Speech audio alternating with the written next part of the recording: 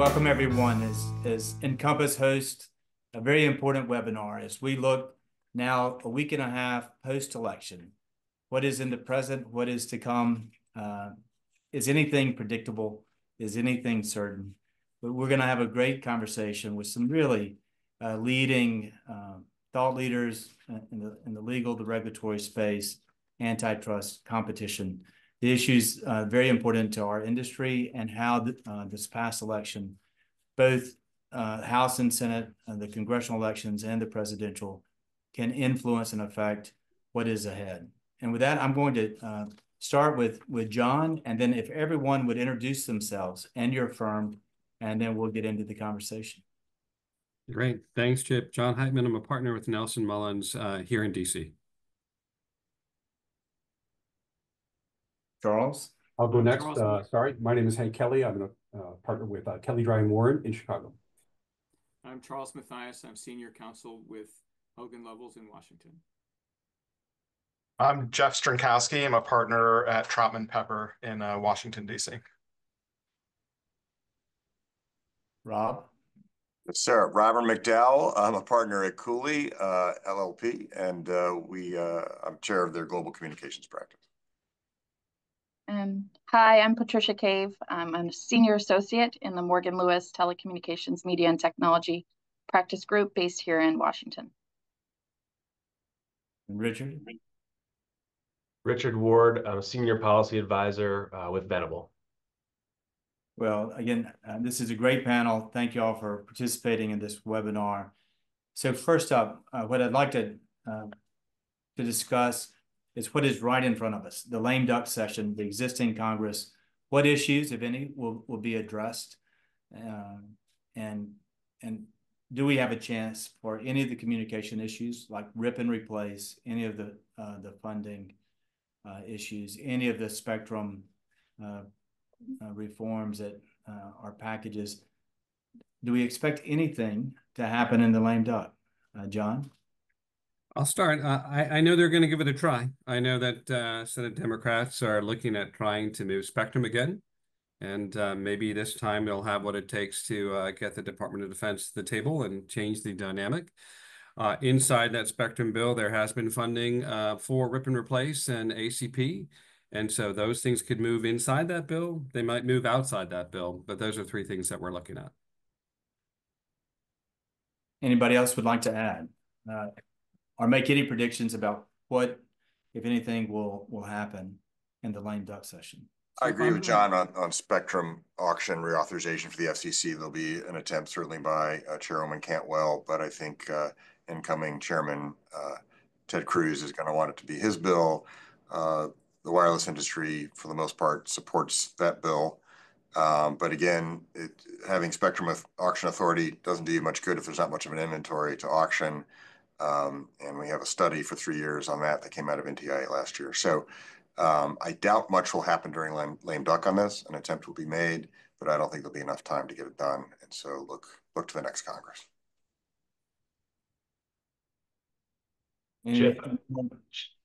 What else? Yeah, I agree. I'm a little pessimistic on seeing things move in the lame duck. Just I think they're going to want to make NDA as clean as possible. And with another CR and just not a lot of time, it just seems like it's gonna be difficult to put this together. And to Robert's point, Cruz is gonna want the pen as the new chair on many of these initiatives. And I think with Thune as the new leader and has been right there in many of these fights, they're probably aligned on that, is my guess. In the spectrum management legislation, the authorization legislation for the auctions been pending for over a year now. So I don't expect that they would have time to get it done in the next couple of months.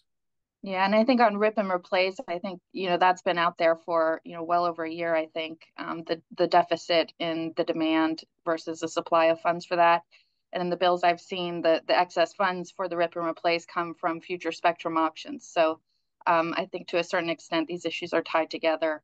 And I'm not optimistic that they'll be resolved before the end of this year. I think next year and potentially after that have a better chance. Yeah, just put a pin on kind of the last issue there. I mean, the ACP has been bouncing around for quite a while. everybody in the industry and everybody seemed to, want to get that done last year. It didn't get done last year. And so again, the likelihood from my perspective of that getting done in lame duck is iffy at best. That's something that's probably more likely to get picked up next year, from my perspective at least. But I do think those are the three communications issues, really. If something were to happen this year, I think those three issues are the top issues that would probably see something happen if it were to happen at all. And right now, at least based on information we're receiving from the Hill, it's likely that there will be a CR, a clean NDAA, and not much beyond that, and not much appetite with the change of leadership in the House and the Senate to take up anything beyond that. Now, there is a secondary question. Does the CR go to March, or does it go to September as Steve Scalise, the whip of the House, or the majority leader of the House, has floated? Any thoughts on whether the CR will go March or to September? I'd like to hear from you, Congressman. You might be the best person to answer that one. Yeah. Well, my sense is March is more likely. There's a pent-up demand among a lot of members, both sides of the aisle, in both House and Senate, to get this year's appropriation bills done. There'll be a desire to do that. It will be in tension with or in competition with the first 100 days and the budget reconciliation efforts. But a lot of people will be trying to have the CR just go to March and try to clean up everything and do everything they can those first 3 months.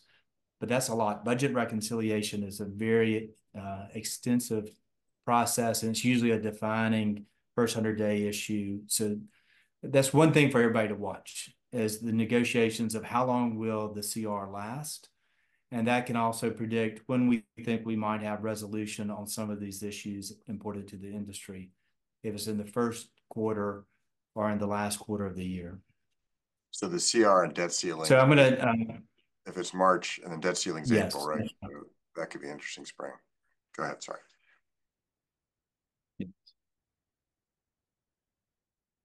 And then, so I'm going to shift now from the lame duck to confirmations that are important to our industry at the FCC, at Commerce. Big question over recess appointments and how the issue of Senate confirmation versus potential recess appointments may determine how quickly some of the key positions that we care about in our community happen. Any predictions, one, on the issue on recess appointments versus regular order on Senate confirmations? And then I'd like everyone to kind of think through what does it mean for Commerce, for NTIA, and the FCC, and any expectations of who will be leading the agency and the Commerce initiatives that are important to broadband spectrum, the range of issues that we've talked about. So I'll just start. I do think that there's obviously Senator Thune has indicated that he's in favor of recess appointments. I don't necessarily think that that's going to mean everybody gets, any of the cabinet members all get appointed through recess. But I think there's some advantage for the Trump administration to appoint someone like Brendan Carr, who I think everybody expects to be the chair of the FCC. He's been there for a long time. He knows the agency, knows its authority. And obviously the FCC's got a lot of issues, spectrum issues we'll talk about. And I think having him in place relatively soon would be the type of thing that could happen. I'm not sure all the cabinet appointments could be appointed, but I think someone like Brendan Carr could be approved. I have no idea who the head of Commerce Department or NTIA. And just so folks know, for the president to elevate Brendan Carr, for example, you don't need Senate confirmation. It's just a very inglorious piece of paper. So he could do that right away. And I don't think Carr's term expires until 2028 or something like that. So one of the advantages car doesn't need to be confirmed, right? And then the next question is, does Chairwoman Rosenworcel step down, which is tradition, right? She doesn't need to.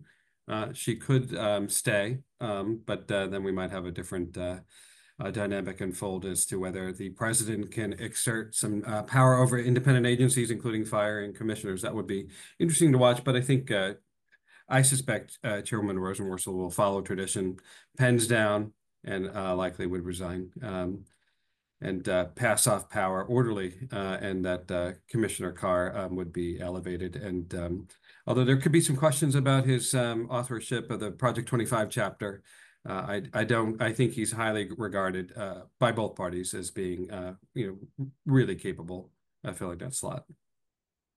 In terms of recess appointments, I think Senator Thune has shown himself to be a traditional kind of process guy over the years and his long tenure in the Senate. I think yesterday, after he won the election, that internal Senate election to become the Senate Majority Leader, he had made some comments that he would prefer to do it through the nomination process, I think, as the first option. But to the extent the Democrats don't cooperate with that effort, I don't think he's put recess appointments off the table. But I would agree with Hank that that's probably more likely for some of the key, cabinet positions like defense, attorney general, and other positions like that. And I do think Senator Thune, being both a traditionalist and institutionalist in the Senate, will try to do whatever he can to go through a regular order process and to give the Senate the first chance at being able to move President-elect Trump's nominations. It will be interesting, though. You could see on a number of the nominations who may be more controversial. 4 or 5 or 6 Republicans in the Senate not voting to confirm, and then what happens in those cases? Does the administration put up new nominations if they're rejected on a majority vote, or does he hold out for a recess appointment? And will the Senate go out on recess in this first year?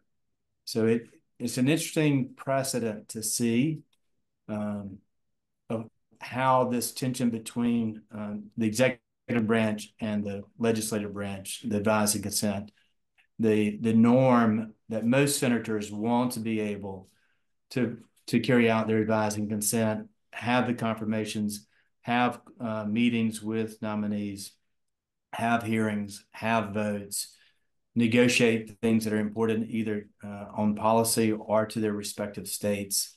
So this is going to be, as all of us who've been in Washington for a while, this is going to be a really important key balance of power, institutional, constitutional drama that plays out over the first half of this year as the president tries to move a cabinet into place, and then all the other nominations.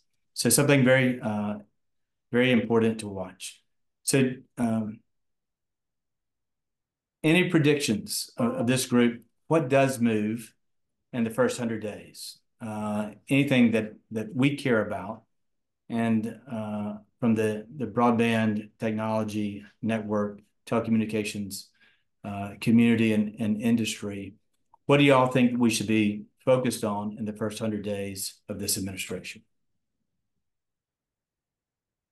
Well, I mean, I don't mean to speak if someone else wants to go first, but I think a lot of bills could be introduced. Some bills could be introduced in our world. I'm not sure it gets moved to the front of the line. You're a former Senate staffer, Chip, so I'll defer to you on all that.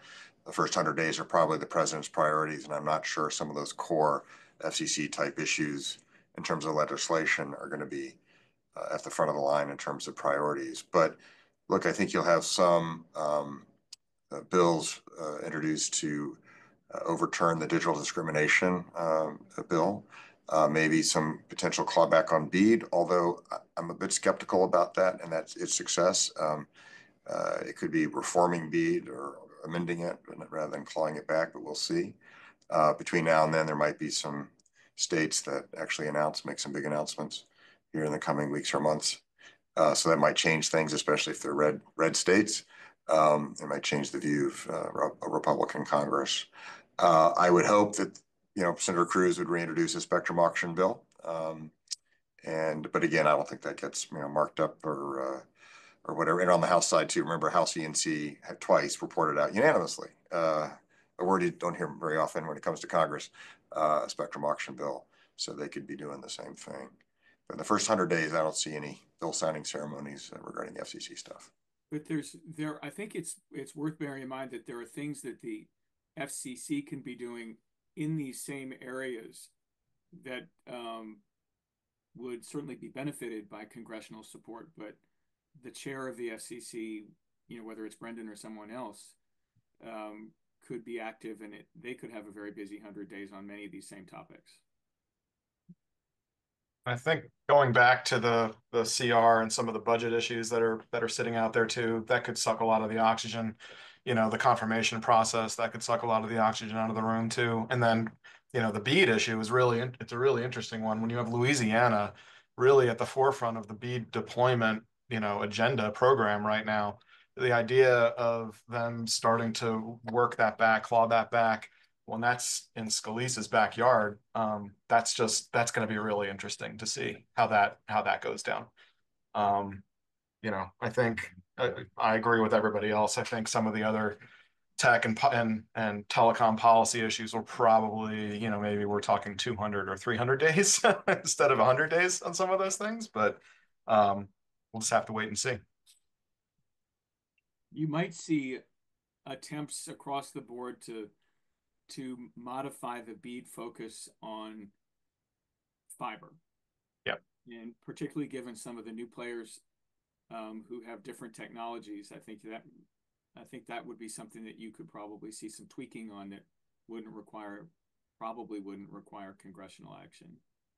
And also to better align the funding that comes out of the FCC with where the BEAD money is going to avoid overlaps. I think one potential candidate for a quick action from the White House directly would be on President Biden's executive order on artificial intelligence. We may see that go away more quickly within the first 100 days, in contrast to some of these more complex telecom policy issues that are, important, but not top of priority. And that's something that, the White House could do directly and quickly.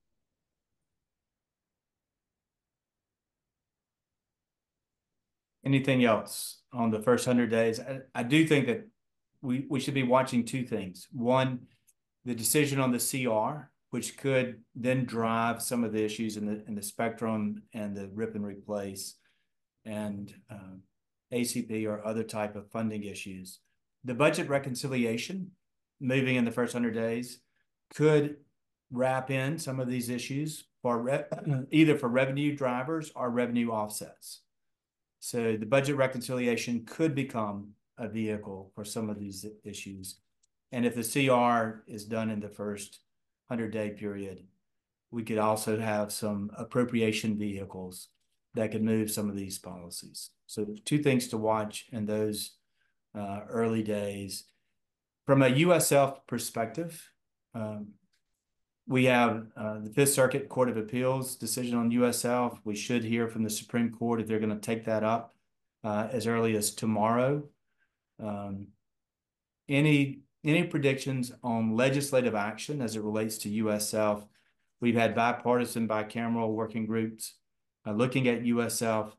Does USF shift to an appropriations model? And so in this first year of the new Congress, the new administration, could we see major USF reforms? I'll start and I'll say yes. I think we could. I think that it's something that's been looming, but I would say we have ourselves a bit of a crisis with a pending Supreme Court decision that I think a lot of people think that the Supreme Court would overturn the Fifth Circuit, but I wouldn't bank on it. And I think that you have a whole thread of conservative jurisprudence that's showing up in Loper Bright, in this decision, and in enforcement case, geolocation cases, right? So I think that it's possible that those who think USF is important, and those include, I think, then Leader Thune, right, and even Chair Cruz, are going to prioritize maybe not finding out in June that we have a massive crisis, right, and maybe figuring out how to solve some of it. It would be great to solve all of it, but you could solve some of it as well. So I think with the working group process, and again, it was Leader Thune who was the lead on that effort, right? He was the lead Republican on that effort. And I know it's different than Senator Cruz's blueprint, but I think that work can be done there. And you have to keep in mind this idea of appropriations. It's I'm not sure how many people agree with Senator Cruz on appropriations, but they agree with him on more oversight of the FCC and keeping the FCC closely tethered to the statutory mandate, right? And so maybe there's a way to balance that out. And then you also have a Commissioner Carr, right, saying that the tech companies should be contributing, right? So all those things have to be buried. But I would say we have ourselves a good crisis with the Supreme Court case hanging over our heads, and we shouldn't waste it. I agree with that. To build on that, it's a holy smokes moment to keep it G-rated, and across the board, right? So USF, and Chip, you know this better than anybody, it's been a bipartisan issue since the 96X and Section 254 was enacted, right? So, or you could see some bipartisan support even for ACP, which is a cousin, right, of USF. So I think after that Fifth Circuit decision, which my editorial comment is it was not terribly well written. I think all of us would agree with that. It looked like, well, I won't say anything more, but well, who knows what the Supreme Court will do for sure. But it has, I think, energized Congress on a bipartisan basis to relook at how we can restructure USF, which could be really positive and constructive. The last time the FCC did anything comprehensive in USF reform was 2011, and that was on the distribution side, not the contribution side. I tried several times when I was commissioner to get them to take a good look at the contribution side, because you can see the collision course with what is our contribution factor up to 38% or something now. So that's unsustainable. So, what are you going to do? How are you going to do it? And it needs to be completely re-engineered, I think. And this is the opportunity, perhaps the crisis that you need, sort of the Pearl Harbor, if you will, you need to get energized and get it done. I think it'll be, sorry, go ahead, Chip. I'm sorry, you go ahead first. I was just going to say, I think it's interesting to see ACP, which is an appropriated program, and then USF, which is not an appropriated program. And we have the crisis with ACP lapse in funding. And then you have some supporters who would like to see universal service go toward an appropriated program framework. So it's interesting to see, kind of those two separate sets of programs and the appropriations approach and how uncertain that can be versus the existing USF contributions approach. So it'll be interesting to see how that works out and whether there are any lessons learned from ACP for USF. You see the dangers of appropriated funding, right, with the ACP having gone dark.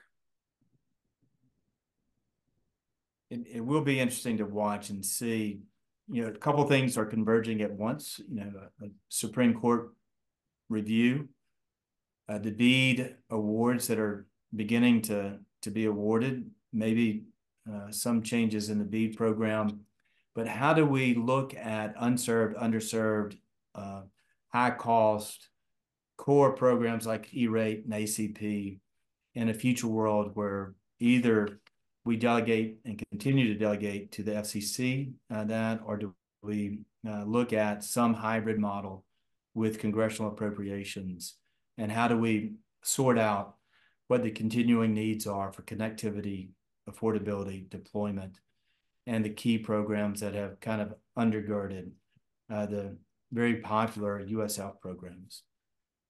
The Senate and the rural states have always been extremely influential and powerful in USF support. So this is something that is, I think, going to be both at the FCC and in Congress over the first year, a major area where you will see some action.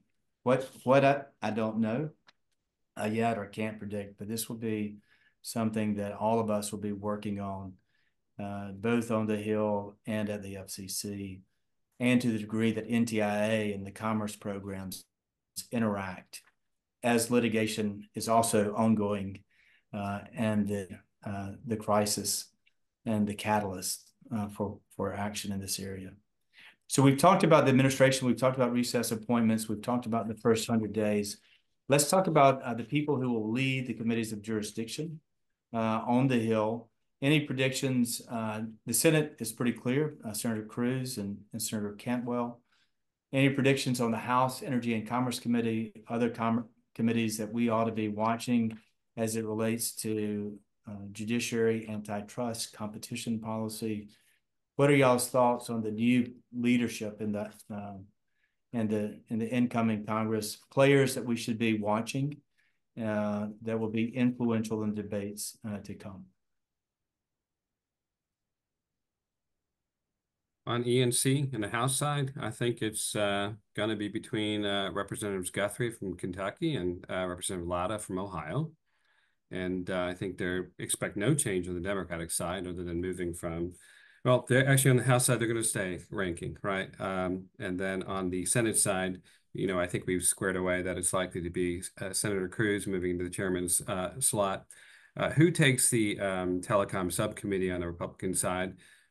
I think is interesting to figure out. But I think the Democrats, I think Chair Cantwell will slide to ranking, and I guess Senator Lujan will remain in the subcommittee as well. Yeah, the good thing, I believe, in both the House and the Senate committees is that we know the key players. There will be continuity, and all of the members are serious policymakers from which we think that we can engage and work in a bipartisan and across the industry that we represent. So we will see in this period of change a lot of continuity within the congressional leaders, if that gives anybody any comfort. So some of the changes on the committee membership also would be interesting to watch, right? Because you're going to see Senator Thune take on a new role, but you're going to see Senators Vance and Rubio likely take on new roles, right? Of course, Senator Vance will take on a new role. So, and you've seen some of the new members take on outsized roles in particular issues, including J.D. Vance on the ACP and Senator Welch on the Democratic side, right? So some of these new players could, you know, become champions, and some of them, using Senator Vance as an example, it can be very outspoken, you know, and you know, when they're new to the institution, and they can sort of do things that surprise others because they're not, you know, they've not been there for a decade, right? They've not, or two, they've not, you know, they can sort of surprise us with the way they can lead on an issue. So it'll be fun to watch. Yeah, and to actually kind of add to that, and I agree with everything John just said, just kind of looking at my handy dandy list here. So with the communications subcommittee on Senate Commerce, among the Republicans, Thune has got a busier job now, so he's not. I doubt he'll retain the subcommittee chairmanship while also being majority leader. Although he does love these issues, right? I mean, yes. I know you remember from both your Senate days and your House days when he was a House member. He was on House ENC. And USF in particular is very important to him. Then you have Senator Wicker, but he's going to be chair of Senate Armed Services, presumably. So that leaves Senator Fisher of Nebraska, and she's been a strong proponent carrying water for the Pentagon on spectrum issues. So that's going to be interesting to see how that goes.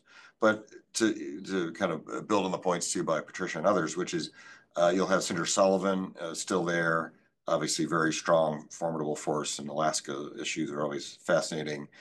Shelley Moore Capito, Senator Lummis, obviously universal service and things of that nature, very important to them. And then, of course, buried in there is Marsha Blackburn, who's no shy retiring Violet herself. So it'll be some great, well-versed senators, plus whoever gets added, to your point, will be fascinating to watch. But folks will be sort of stepping up as others move off the committee. But it'll be great to have that institutional memory there, too. I think it'll also will be interesting to see who comes in on the Democrat side on the Senate Commerce Committee for people who are exiting, like John Tester from Montana. That will be interesting to see who takes those slots. Or if they just lose them, Right. You know, is one thing that as we kind of went through the lineup of different members, one thing that is always consistent in the Senate on the Energy and Commerce Committee is almost all small states and rural states, which goes to the heart of universal service, broadband connectivity, issues like ACP and rural states and the connectivity. So the Senate has always had the Commerce Committee, Alaska, Hawaii, Mississippi, West Virginia, Montana. They have those common threads. And so it drives the policy, the needs of those states that are represented on the Senate Commerce Committee. On the House side, any predictions? Either Congressman Guthrie or Congressman Latta? Any as to who will be the next chair? And if Guthrie wins, I assume Latta will continue to be the subcommittee chair. But does anyone, not to put anyone in a bad spot of making a prediction, I don't know where the markets are today, the betting markets, but it could be a close election as the steering committee meets. Y'all are all very wise. No predictions. Very shy today. Yeah, not placing bets. Then, so as we look at, I'm going to shift to the executive branch side. What are y'all thinking that NTIA with the change in the executive branch? Do y'all see any major changes at NTIA as they look at BEAD and the deployment issues and the implementation and the awarding and the criteria that has been given through guidance to our state broadband offices? But any thoughts on NTIA, BEAD, and the implementation, or any changes that could come because of the new administration? I think, as you just mentioned, I think there will be a consciousness that some important constituencies are going to be getting awarded some significant amounts of money, and I don't think people will want to hold that up. I continue to believe that there will be some tweaking in the focus about the technology that you use. Yeah, and I think one of the major criticism, at least that I've seen, has been the delay or the perceived delay, rather, in the rollout of actually getting the funds out the door. And I don't think there's an appetite to further delay what has been in the process for several years now, and we're expecting funds to start flowing shortly. So I don't think I agree with Charles that changes that occur are more likely to be kind of on the edges, and perhaps a better working relationship between NTIA and the state broadband office leadership. I know I've attended several panels in recent months where there's been concern about lack of responsiveness or rigidity in the relationship. So I think perhaps we could see some more constructive relationships there and cooperation. There really hasn't been much of a disagreement between the Republican administration and the Democratic administration on funding for rural broadband. And so I think as long as that keeps going, and I don't expect any major changes there. My hope would be that whoever the Commerce Secretary is, the NTIA Assistant Secretary is, and those have yet to be announced unless I missed something in the past few minutes, that they do have an understanding of telecom issues. And I know that sounds obvious, but the importance of them. The NTIA administrator certainly would be overseeing BEAD, which we all know, but also federal spectrum, and would be a key player in figuring out the spectrum pipeline. On top of that, though, I would hope that in the West Wing of the White House at a senior level, you have people who understand the importance of these issues and of resolving them as well. A critique I have of actually the past two administrations is you didn't have anyone really senior in the West Wing who understood all these issues all the time and could actually get people in a room and make decisions to get some work done. You know, back in the Clinton-Gore administration, you had Al Gore in charge, and that really helped with the passage of the 96 Act, right, Chip? Yes. So, and I'm not saying it has to be J.D. Vance, but it could be, an assistant to the president or head of NEC or someone like that. But NTIA is going to be a huge pick here. So you hope, someone has the substantive expertise that selfishly includes telecom and wireless issues and not just internet governance and cybersecurity and other things that they work on, which is they're all very important, but we really need emphasis on all that. And then to make a prediction, I do think for those grants that haven't been made yet, and some of the early grants, if some states can get their act together and get something out the door quickly, I think someone mentioned Louisiana, that might set the tone if it's an all of the above award, like all technologies, all broadband technologies, not just fiber. That might start to set the tone for what NTIA will say. Yeah, you know what? We really would prefer it all be all of the above or whatever, and not just one technology. There's an opportunity for Any other quality and more doing and less studying across the board. As a follow-up, Rob, on the spectrum pipeline and spectrum, both the spectrum authorization on the Hill, but from the administration, do you expect, especially in coordination with Commissioner Carr, who's really been a leader in advocating for more spectrum and a more aggressive spectrum position, and all of government coordination of spectrum, how do you see spectrum policy overall and the importance and the priority in the new administration?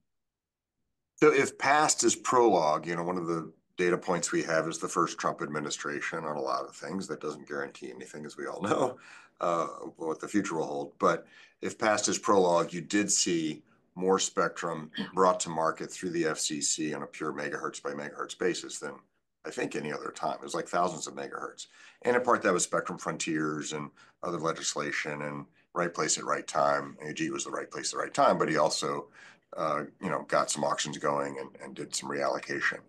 At the time, Larry Kudlow was in the West Wing. I don't know if he will be again. He understood these issues. He had the T-Mobile Sprint deal and other wireless related issues, right? And I should have said at the outset, I'm not speaking on behalf of any client, so clients can get mad at me all they want if I say something they don't like. So please email me. But so there was an understanding of the value of spectrum. I would hope that if it is Secretary Pete Hegseth of DOD and whoever's in charge of DOD's spectrum, they work well with NTIA, whoever that's going to be. Again, a lot of variables here to understand that spectrum in particular is a huge part of the defense industrial base. And if you want better manufacturing, better transportation, God forbid, if there's a shooting war, to make the armaments and transport the personnel material, you need more spectrum. So that's all part of the same idea.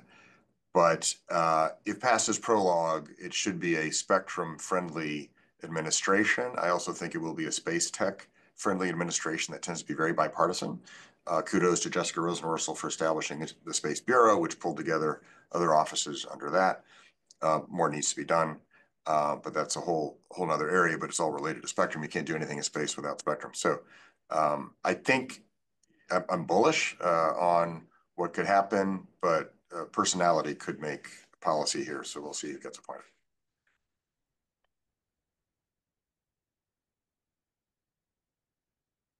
So as I'd like to kind of do a lightning round of a whole range of issues.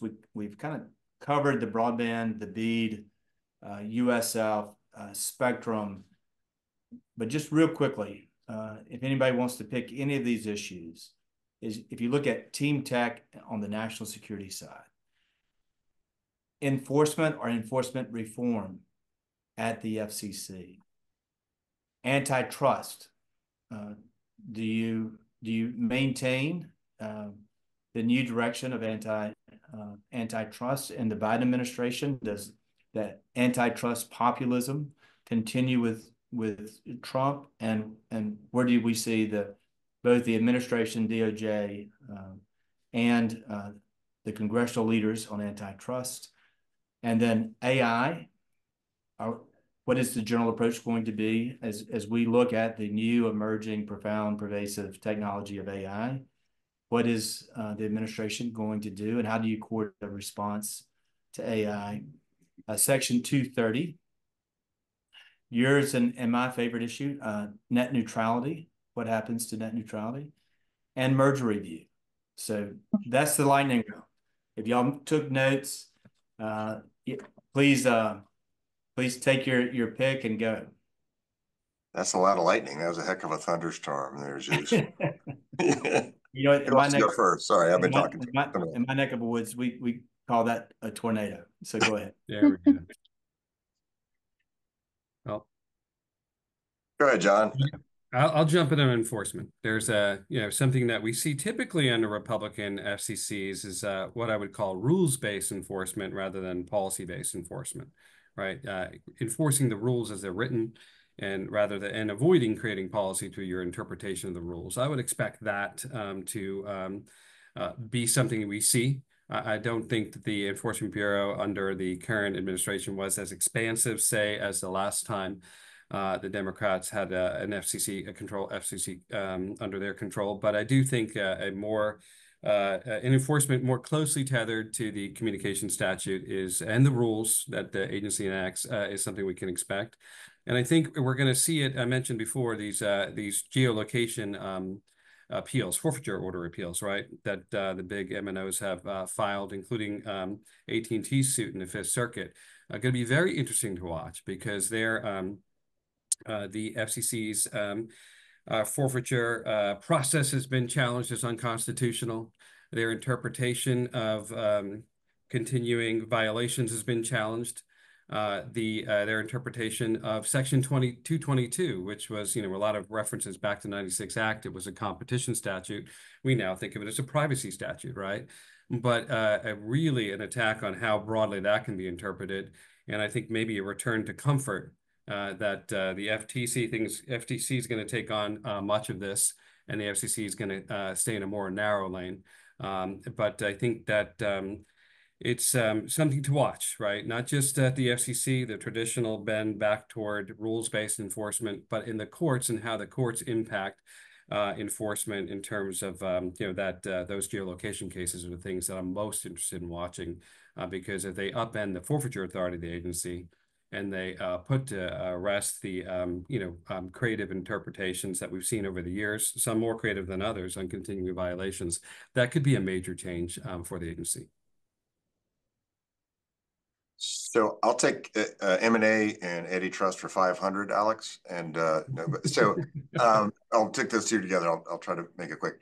So it depends. That's the lawyer's answer. Sorry, a bunch of us are lawyers. So it should be more friendly to M&A and combinations with a lot of exceptions, right? So as we saw under the first Trump administration, the lawsuit brought to block the AT&T Time Warner merger, which failed. And then ended up being a really bad business decision anyway, right? So will that be the case? We have seen the president-elects talk about broadcast networks' behavior, their newsrooms' behavior, and whether or not that should affect their licenses. So what happens if they want to either divest or something else or buy something? We do have the Paramount transaction being purchased by David Ellison's company.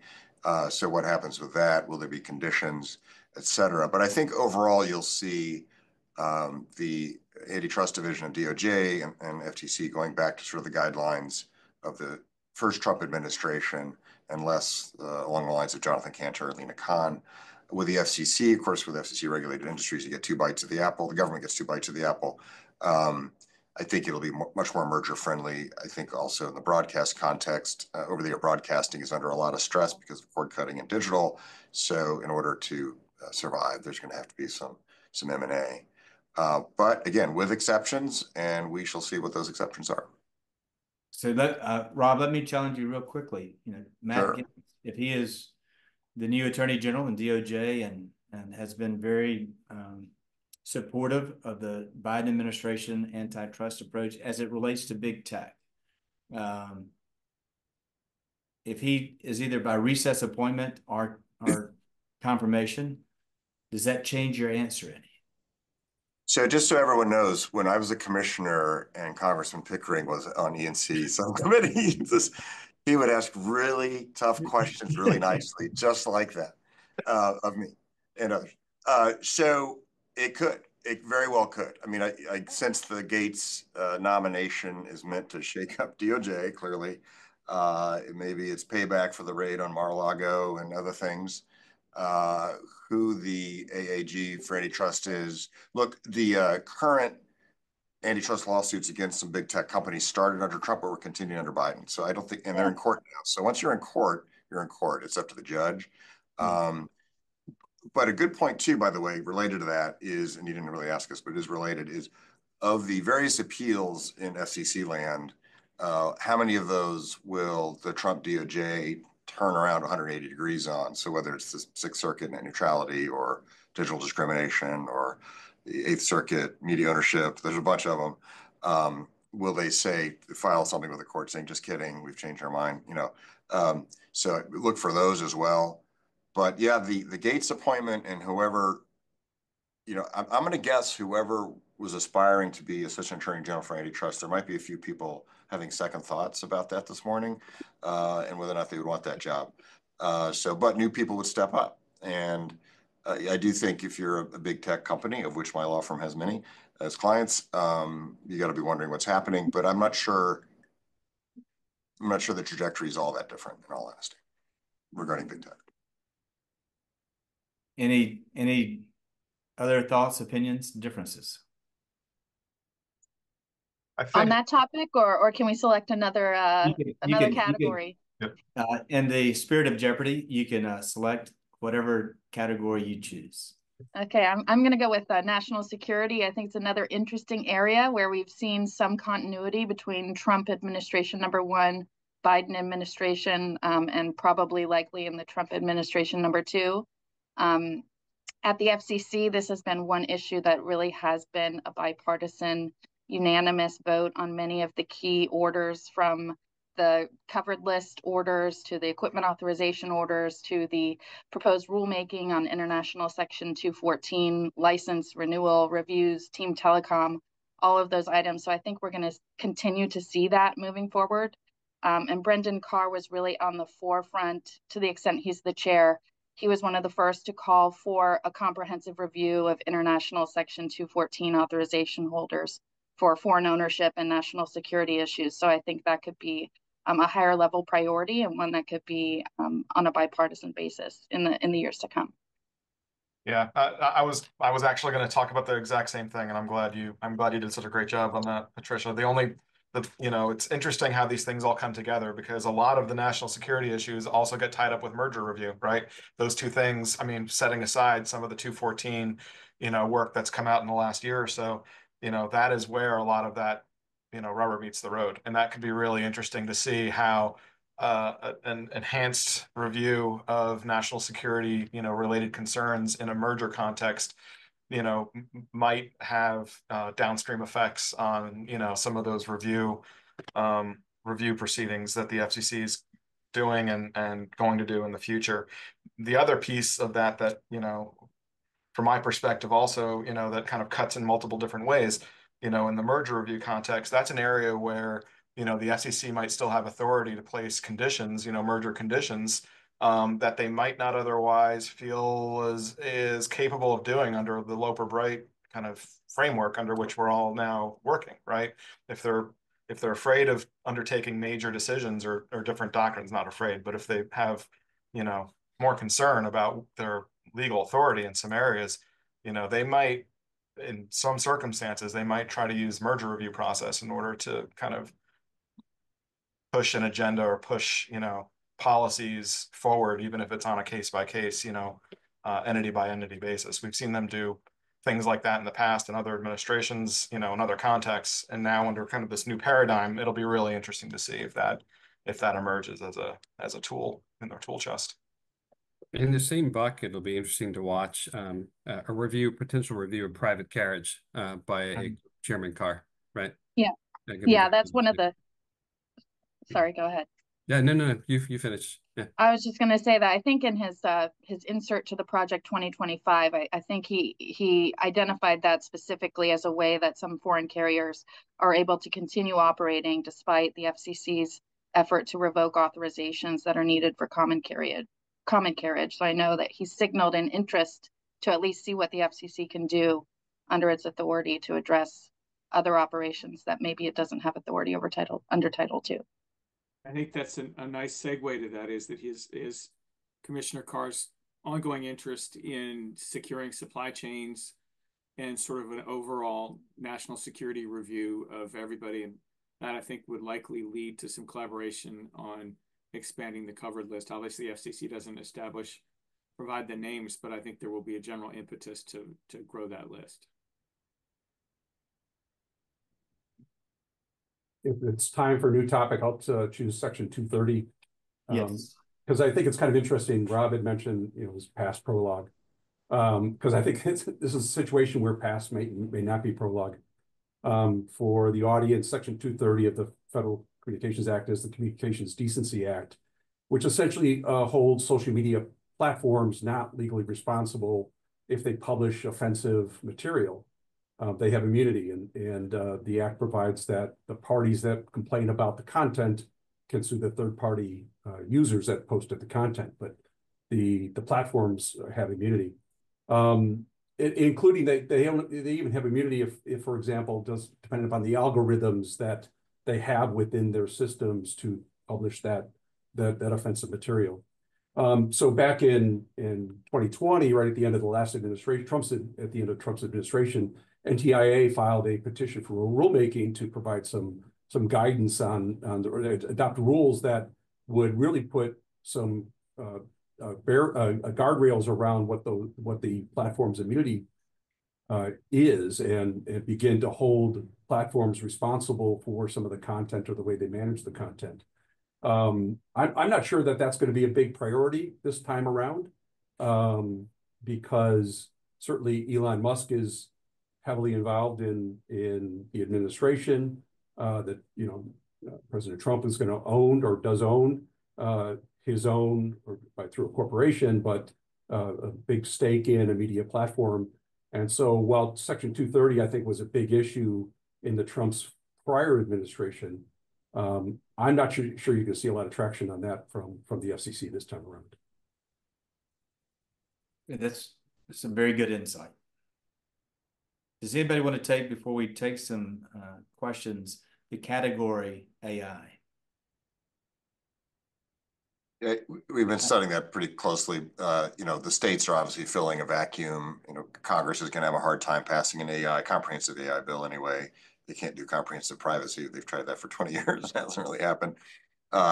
Meanwhile, I think it would probably be Trump administration policy to kind of be a little bit hands-off, see where it goes, similar to crypto, and just let it happen, and then mop up afterwards when there's a problem. Yeah, I would agree. I think more deference to industry standards, voluntary frameworks, but also more unilateral, rather than international coordination of AI policies, more of a unilateral U.S. first, America first approach on how the U.S. wants to move forward on AI to be competitive. And probably nothing from the FCC further. If anything, they would roll back what they've done. I would also add, on the infrastructure side of AI, you're seeing a lot of focus on the power requirements and what this means for the energy sector. But you also have that, obviously, with respect to permitting reform. And I don't expect to see that in lame duck, given the dynamics with the Senate and the House and different versions and jurisdictions and NEPA reforms. So that's something to look at for next year with Republicans controlling. But also on the communications side, the dependence on those data centers, but then also the build out of those data centers with respect to fiber and communication needs. Where are they going? Who's going to pay for them? It's something that it's only just sort of jumped on everyone's radar on the infrastructure side. So that, seeing where that goes and how the new administration is going to look at that, I think is going to be fascinating. Looking at nuclear build out, is natural gas back in play in the shorter term? So a lot going on, sort of running alongside the telecommunications issues that will affect them. Yeah, and there's interesting local government components of that issue that you just raised, Richard, with counties around DC, kind of changing their approaches on those issues in recent years, and probably looking forward as well. Yeah, it's a lot of the power issues associated with that too, with FERC and some of the state PUCs, and there's a whole other world of regulation, utility regulation out there that has not been discussed at all on this panel today, but it's going to really shape a lot of that discussion and a lot of what we're going to see over the next few years in that infrastructure deployment, data center specific infrastructure deployment world. Yeah, it's very interesting. I think we have two revolutions going on at the same time. We have the AI revolution that is going to cause an energy transformation in the country, and many forces similar to what happened 40 years ago in telecommunications that brought about a lot of competition, disruption, innovation. But energy, the electricity utility sector has really been somewhat insulated from those forces. AI is going to bring all those forces into the energy side, and the critical infrastructure from our grid into the data center on one side, fiber on the other side. It is really the integration and interconnection now of energy, digital infrastructure, and fiber caused by the tremendous AI demand that our country will see. So that's going to be, I think, in the first 100 days, the permitting reform, not only on the wireless and fiber and traditional telecommunication network side, but now on the electricity grid and transmission and siting side, that is going to be really interesting to watch.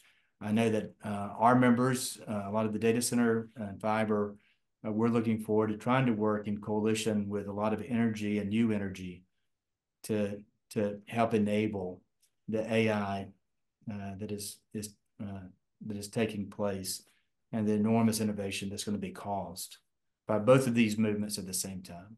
So something very important to watch. Sorry, to build on that, I think you're right.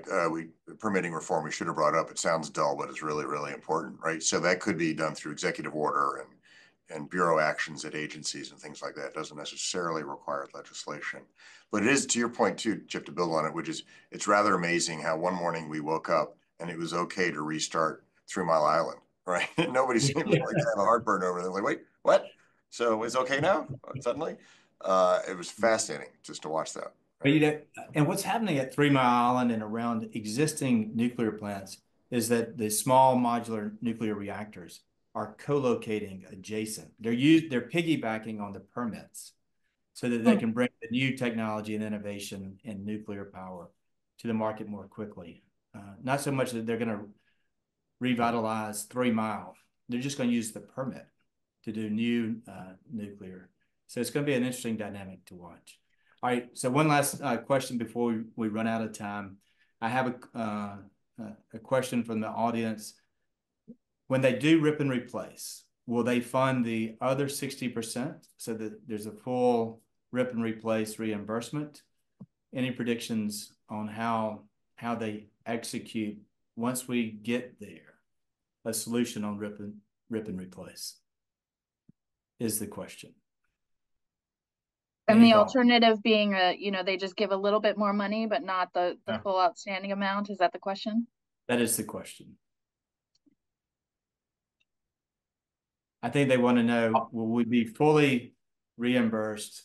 Will the cost of ripping and replacing be covered 100% or only in part? I'm afraid Go ahead, Charles.